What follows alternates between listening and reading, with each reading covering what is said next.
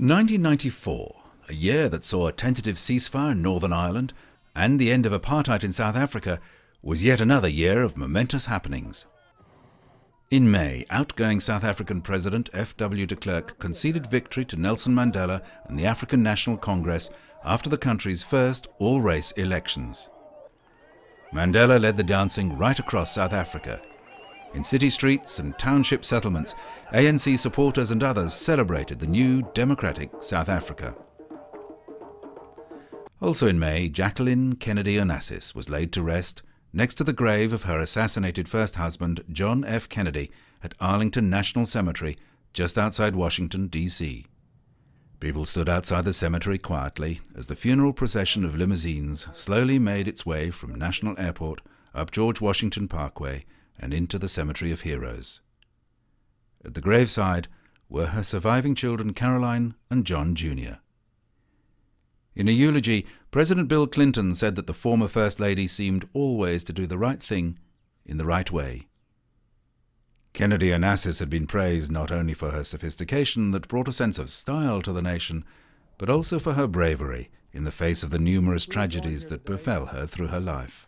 At the site of the eternal flame lit by Jacqueline Kennedy Onassis 31 years ago, whether she was soothing a nation grieving for a former president or raising its children with the care and the privacy they deserve, or simply being a good friend, she seemed always to do the right thing in the right way. With admiration, love, and gratitude for the inspiration and the dreams she gave to all of us, we say goodbye to Jackie today. May the flame she lit so long ago burn ever brighter here and always brighter in our hearts. Earlier in the year, Clinton, in Moscow for a two-day summit with President Boris Yeltsin, had visited another memorial, this time the tomb of the unknown warrior. He saluted as soldiers laid a wreath on his behalf before the monument to the World War II dead. Clinton then returned to the Kremlin to sign agreements on the dismantling of Ukraine's nuclear arsenal, on paper the world's third largest. Some 170 nuclear missiles were to be transferred to Russia for destruction. Later, holding a baby for photographers, the First Lady walked in Moscow's Red Square and greeting local well-wishers waiting for her in the winter snow. Later in this year of momentous happenings, tragedy struck in the Baltic Sea. The ferry Estonia sunk while en route from Tallinn, Estonia to Stockholm, Sweden.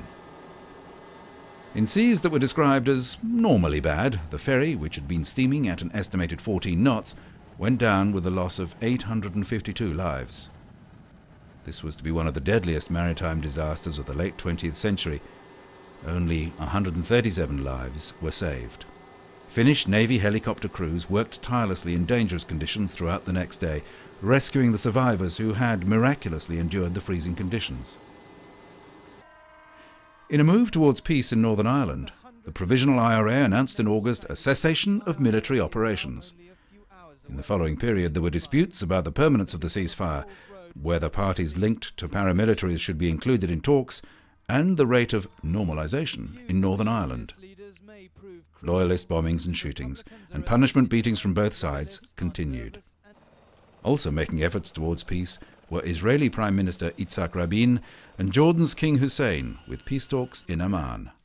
The two countries had been striving to resolve the thorny issues of security, water rights to the Jordan and Yarmouk rivers, and a claim by Jordan to about 350 square kilometers of mainly arid land.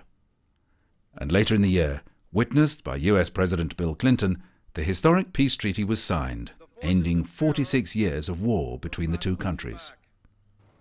But in the West Bank, Palestinians were demonstrating against the peace agreement, to which Yasser Arafat, the PLO leader, had not been invited. 1994. A year of momentous happenings.